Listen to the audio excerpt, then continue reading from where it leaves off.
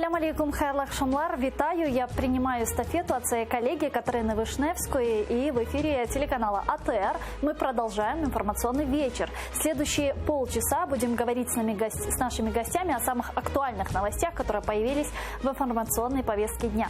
С вами я, Гульсум Халилова. Поехали. Праву руку директора ДБР спіймали на хабарі. Рада ухвалила закон про перезавантаження бюро. Парламент завтра обговорить продаж землі. Хто зможе її купувати та за скільки? Президент скликає РНБО. Зеленський готується до нормандської зустрічі. Рада представить гостей нашей студии: Сергей Бережной, журналист, а также Сергей Пархоменко, директор Центра внешнеполитических исследований ОПАТ. Витаю вас. Добрый день. Нашу беседу мы с вами начнем со следующего информационного сообщения. Президент Владимир Зеленский заявил, что правую руку директора ДБР Романа Трубы задержали на взятке. Слушаем. Права рука директора ДБР підозрюється в отриманні хабаря у розмірі $150 тисяч. Ще один аргумент на користь необхідності перезавантажити керівництво бюро. Ця інституція створювалась як незалежна та об'єктивна. Шкода, якщо ці добрі наміри не справдяться. Что самое интересное, директор ДБР Роман Труба информацию о взяточничестве в бюро опровергает. Давайте его послушаем. Дізнався з новин, що начебто мій колишній колега ще з часів ГПУ за гроші обіцяв впливати на перебіг кримінальних проваджень ДБР. І це кримінальне провадження розслідує НАБУ. Звертаю увагу на декілька моментів. Ані на керівництво ДБР, ані на слідчих неможливо впливати ні за гроші, ні за будь-які інші ресурси. Якби мені стало це відомо, то я би першим написав заяву про злочин.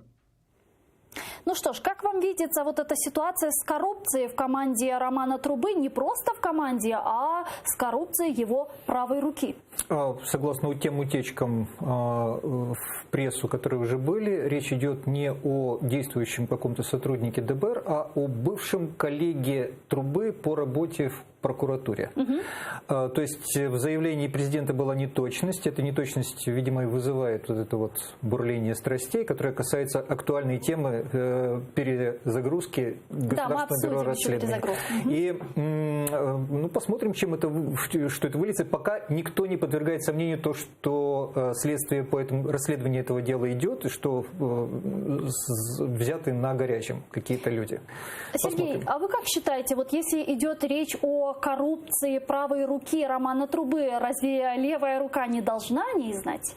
Дивіться, от ми постійно чуємо вже скільки 6 років. Корупція правої руки, лівої ноги, там якоїсь ноги, мізинця правої ноги. Я перепрошую, а у нас антикорупційна боротьба провалена. І я, чесно кажучи, дуже здивований, куди дівалися кошти на створення нових антикорупційних органів, і де результат.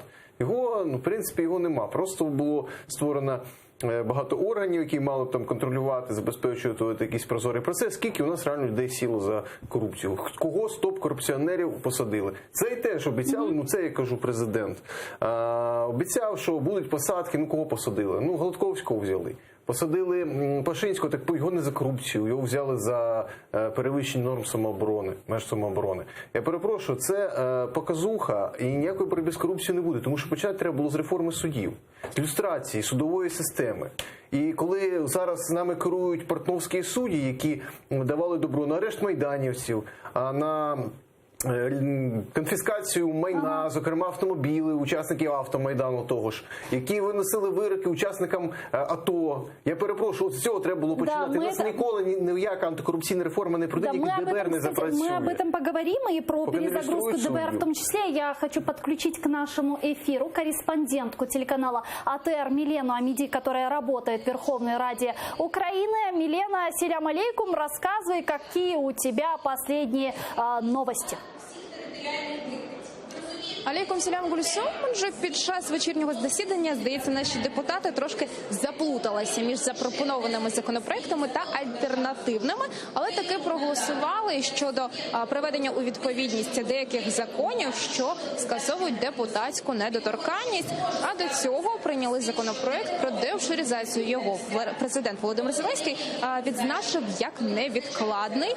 Потім, після голосування, до трибуни вийшли разом представники Європейської солідарності, Батьківщини та Голосу. І їхній головний лозунг був «Ні капітуляції». Вони сказали, що червоні лінії, точніше відступ від них, це порушення територіальної цілісності України, і це призведе до поразки. І їхня головна заява була такою. Також вони кажуть, що Україна не може йти на жодні компроміси з Росією, у тому числі в питанні деокупації Криму. Також вимагають виведення російських військ з території нашої країни. Закликають усіх боротися за суверенітет України. Серед головних законопроєктів сьогодні, звісно ж, закон про ДБР. І його почали розглядати одразу ж на ранковому засіданні. З нього, власне, і почали. І після чисельних правок, досить таки важливих, законопроєкт прийняли. Щодо цих правок, зокрема, там є дуже важливі, які стосуються розслідування справ на Майдані під час Революції Гідності, гибелі сотні людей. Тож у другому читанні за нього проголосували, окрім «Слуг народу», ще й депутати від «Голосу». От «Європейська солідарність», «Батьківщина» та міжфракційна партія «За майбутнє» вони проігнорували це голосування. Тож от такий от насичений день сьогодні був у Верховній Раді. Завтра заплановане тільки ранкове засідання, а потім робота в комітетах, але він буде не менш насичений цей день, тому що масштабні слухання щодо ринку землі громадські будуть проведені, і ми за ними, звісно ж, слідкуватимемо, і про це зранку з депутатами будемо говорити. Гольсо. Чоксагул, дуже дякую. Это была Милена Амиди, наша корреспондентка. Она работает в Верховной Раде Украины. И правда, парламент сегодня проголосовал за перезагрузку руководства Госбюро расследований. И народный депутат от фракции «Голос» Александра Устинова рассказала о процедуре избрания нового руководства. Давайте ее послушаем. Що дуже важливо, були врятовані справи Майдану. І саме завдяки тому, що був величезний тиск громадянського суспільства, вдалося переконати інших колег по парламенту голосувати за цей закон. Протягом 5 днів буде призначено новий виконуючий обов'язки. Пан Роман Трива і його заступники будуть звільнені. Протягом 60 днів після цього відбувається конкурс, на якому будуть обирати нового керівника. Цей керівник вже за результатами інших 2 конкурсів зможе обрати собі сам заступників. Тобто тепер у нас буде одноособове керівництво, а не колективна безвідповідальність, хоча це мала бути колективна відповідальність, насправді, як це відбувалося до цього. Ну а вот народный депутат от «Слуги народа» Денис Монастырский сообщил, что теперь парламентский контроль над ГБР усилится. В минулому була проблема, що фактично директором міг тільки запрошувати профільний комітет, який зараз очолює, заслуховувати його, ну і фактично незалежно від результатів ніяких можливостей впливу не було. Відтепер щороку директор ДБР має звітувати перед Верховною Радою, і Верховна Рада може визнати такий звіт задовільним або незадовільним. Якщо звіт буде визнано незадовільним, таке подання, цей документ йде до президента, і він отримує право звільнити директора ДБР в зв'язку з цим визнанням звіту незадовільним. Таким чином, тут підвищується парламентський контроль і рівень парламентського контролю за Державним бюро розслідувань. Ну, вы вообще как считаете, это совпадение, когда Верховная Рада рассматривает законопроект о перезагрузке ДБР и голосует за нее, а в это время помощника, правую руку руководителя этой структуры ловят на коррупции? Совпадение? Трудно сказать, совпадение или нет, но то, что это по факту произошло в одно и то же время, ну, просто примем это как данность.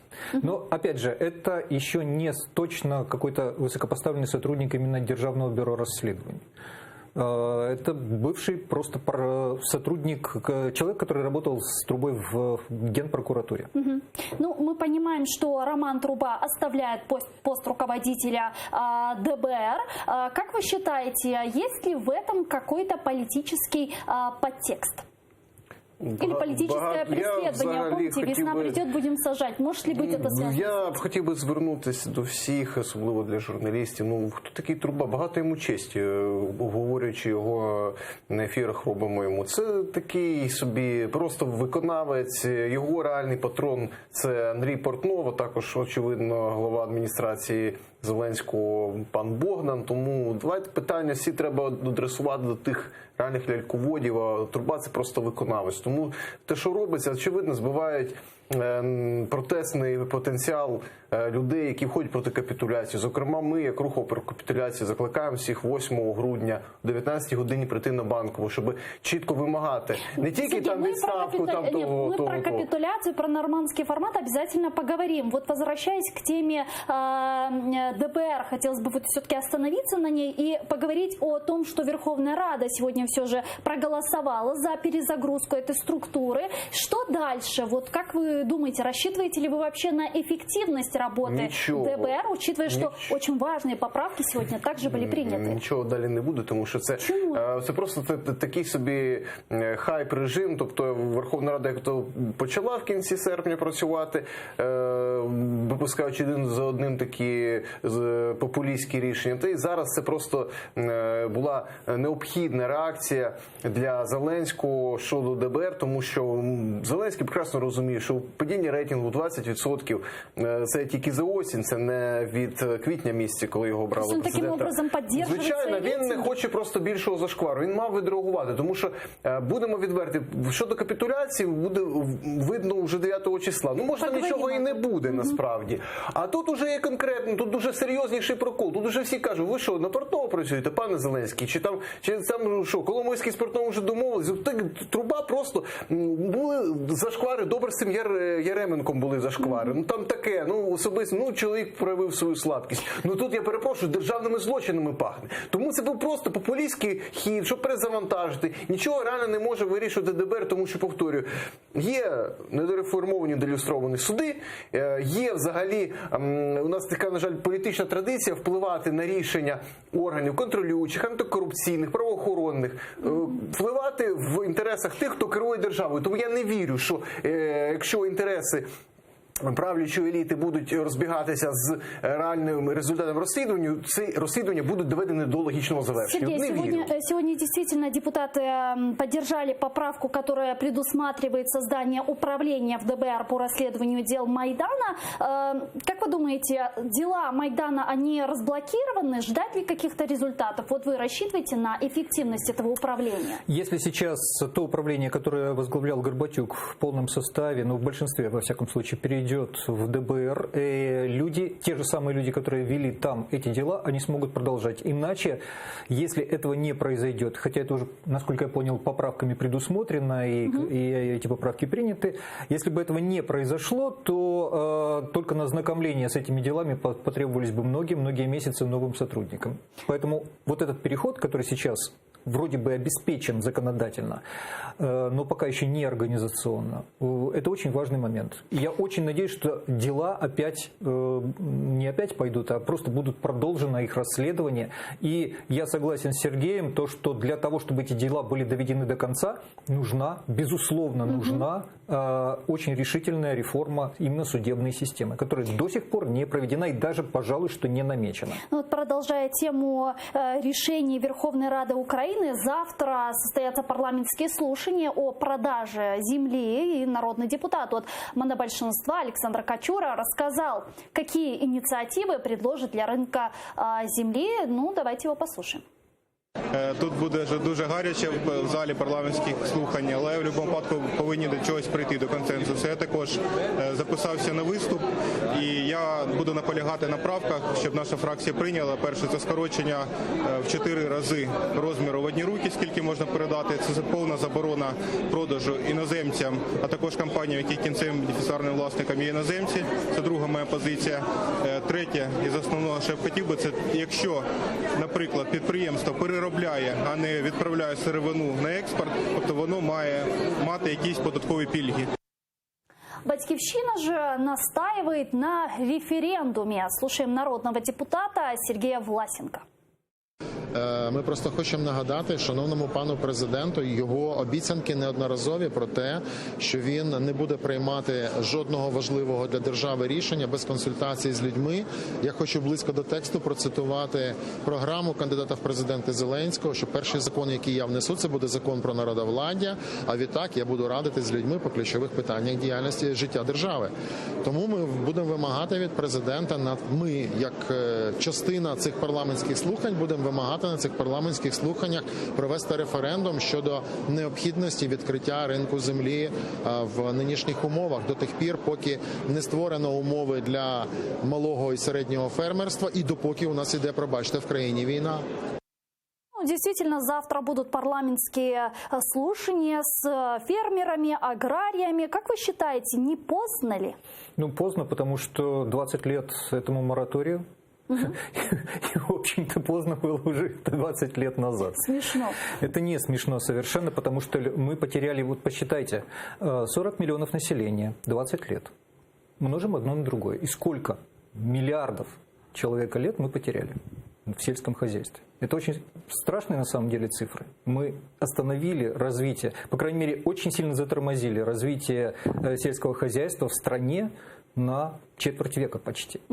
Это колоссальная потеря уже. И действовать в этом направлении необходимо. То, что многие силы в парламенте сейчас противодействуют снятию моратория или требуют проведения референдума, ну, собственно, проведение референдума они знают, что невозможно. И даже Тимошенко об этом говорила на согласительном совещании в Верховной Раде, о том, что сначала необходимо принятие закона об общенациональном референдуме. Да. Этот закон был, аналогичный закон предыдущий действовавший, он был отменен Конституционным судом по многочисленным требованиям. Ну а как вы считаете, вот эта идея референдума, это оттягивание процесса продажи рынка земли? Безусловно. Целью «Батькивщины», в частности, не знаю, как других оппозиционных сил «Батькивщины», является именно оттягивание решения по земле, по снятию моратория. Сергей, а какая ваша позиция? Как вы думаете, чего завтра ожидать от парламентских слушаний?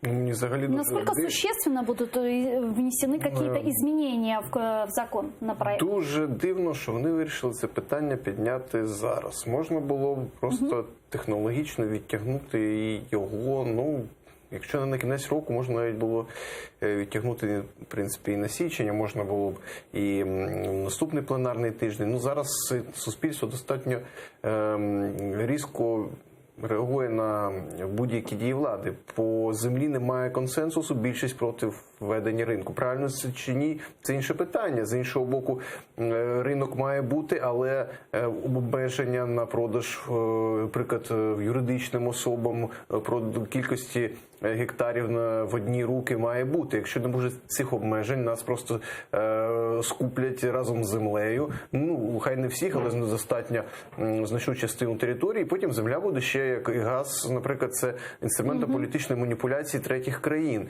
І ми розуміємо, що якщо буде така от лазейка для закупівлі нашої землі іноземними громадянами або юридичною фірмою, в числі засновників можуть бути іноземні громадяни, то це може мати і негативні наслідки.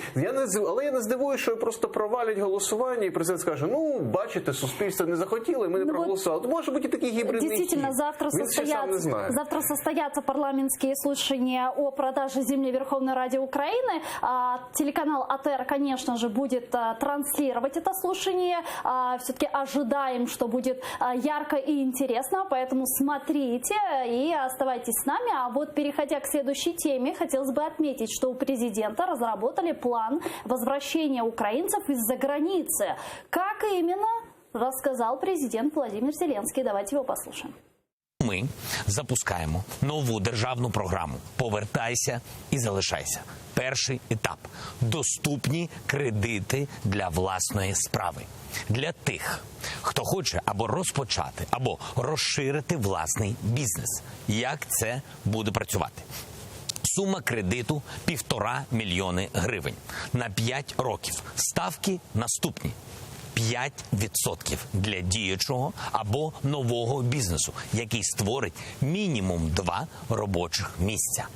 7% для нового бізнесу або діючого з виручкою до 25 мільйонів гривень, який не створює нові робочі місця.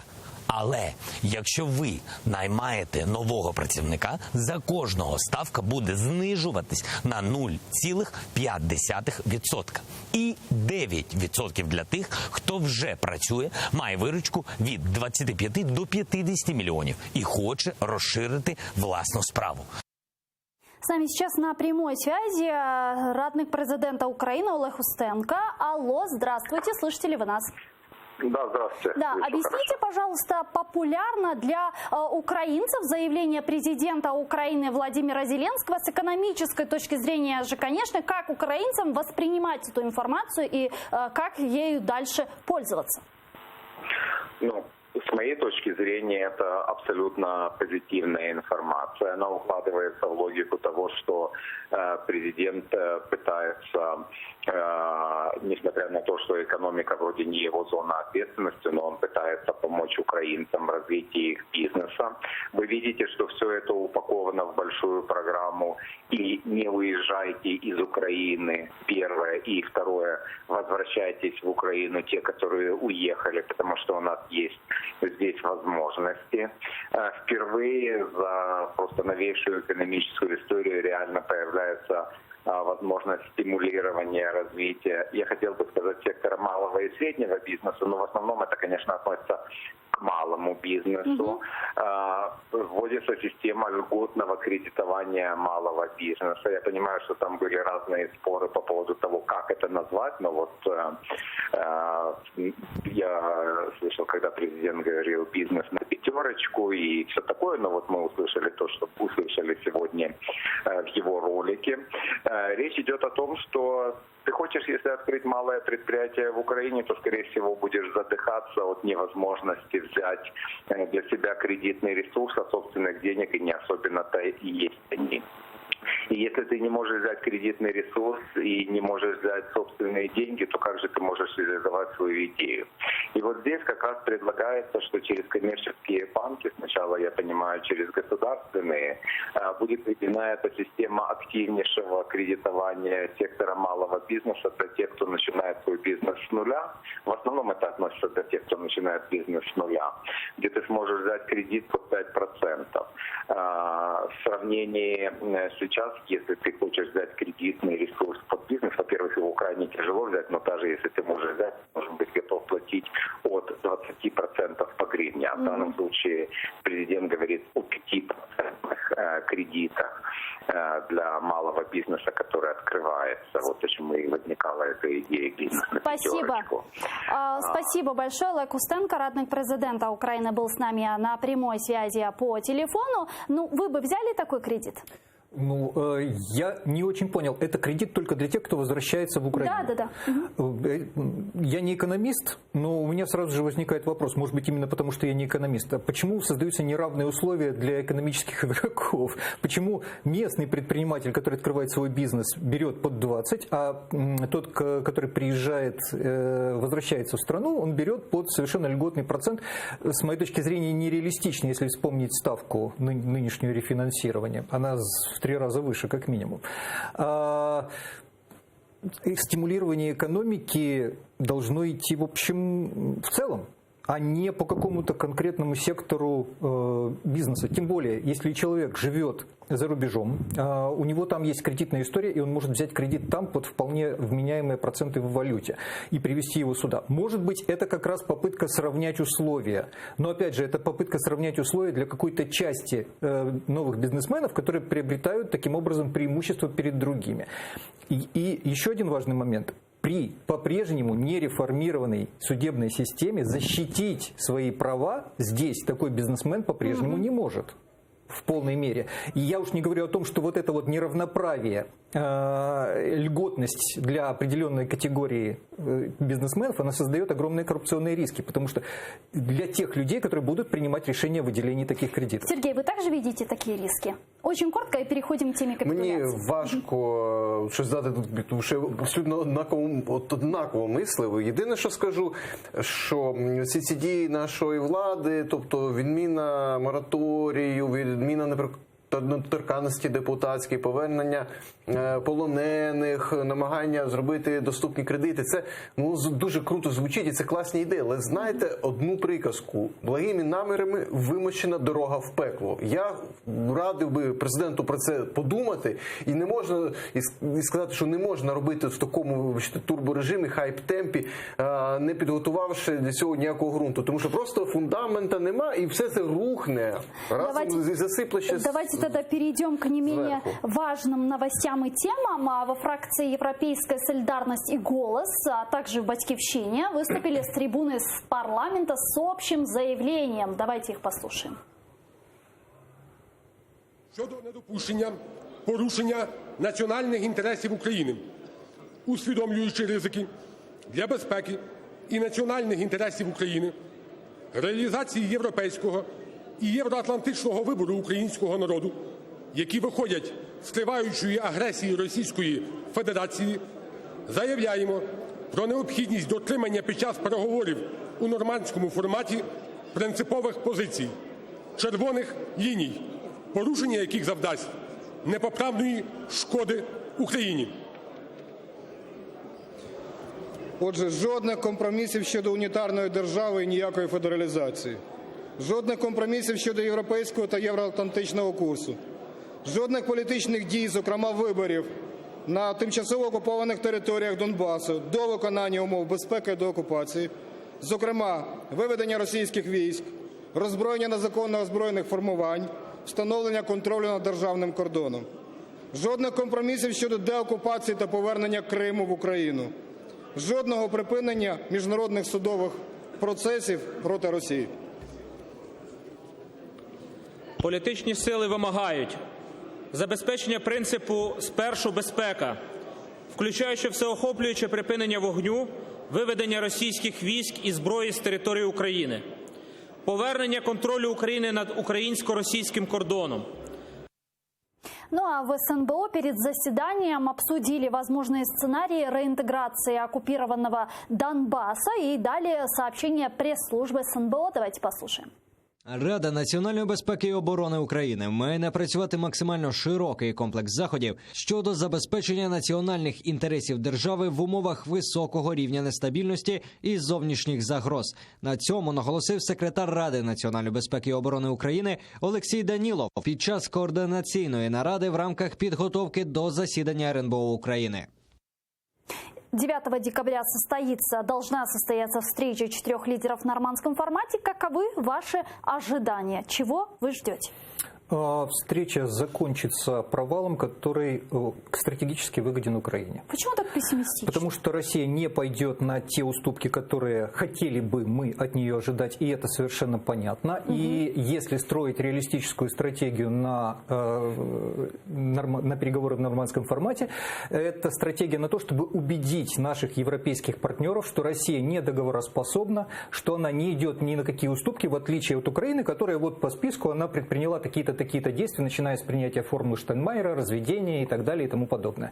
По тому, как готовилась встреча в нормандском формате со стороны Украины, видно, что все те красные линии, о которых говорят «Голос», «Европейская солидарность», «Батьківщина» и другие партии, это те самые линии, которых строго придерживается офис президента.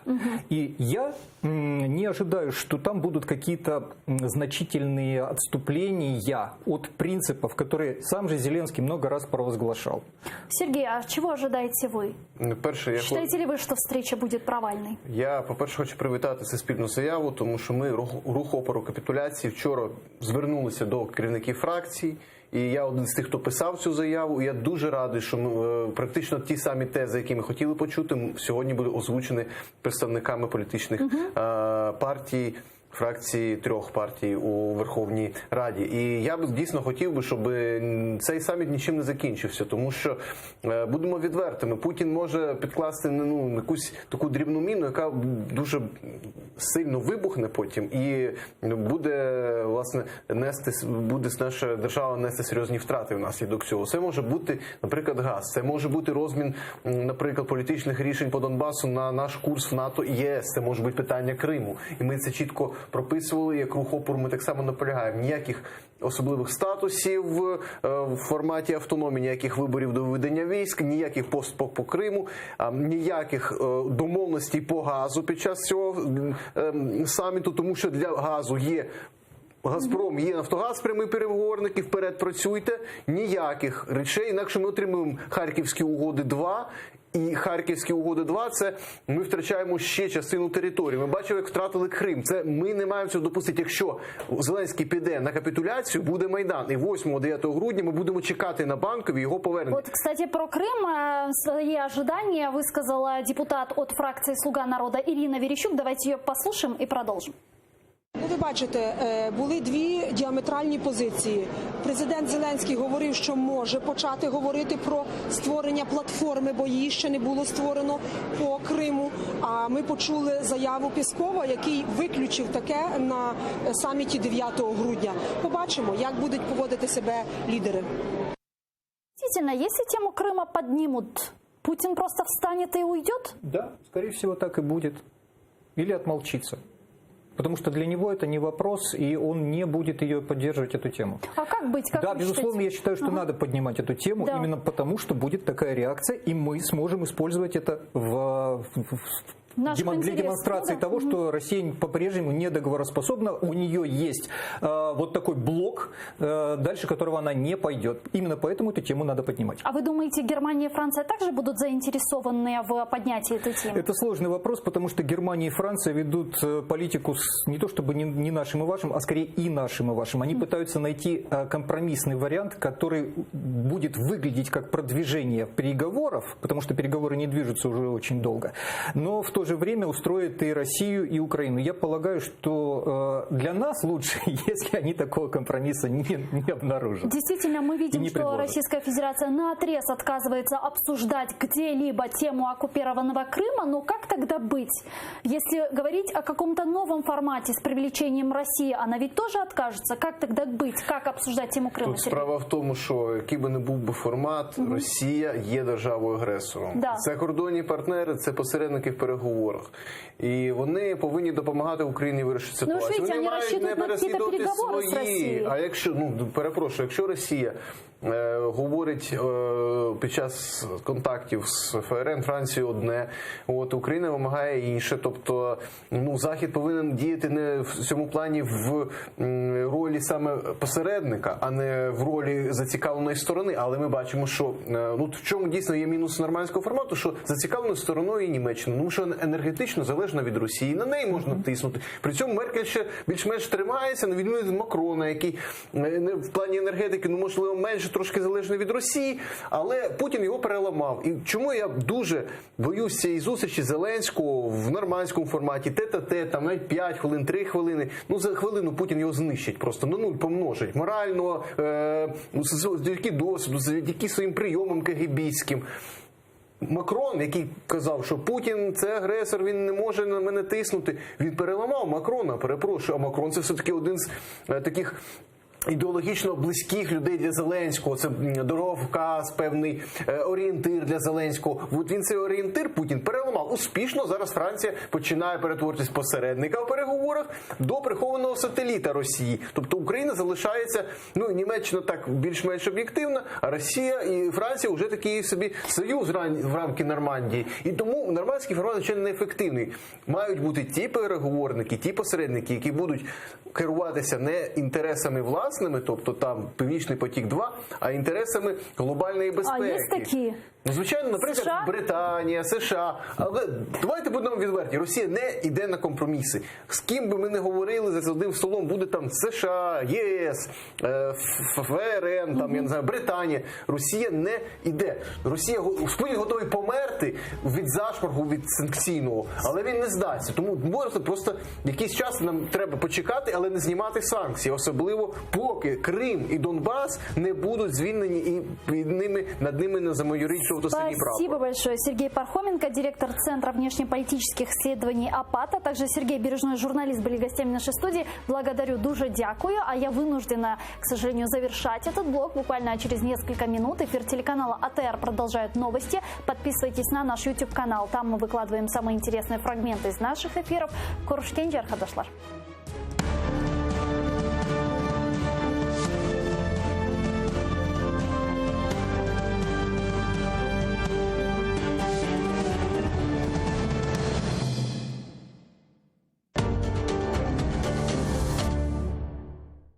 Верховна Рада розпочала робочий тиждень зі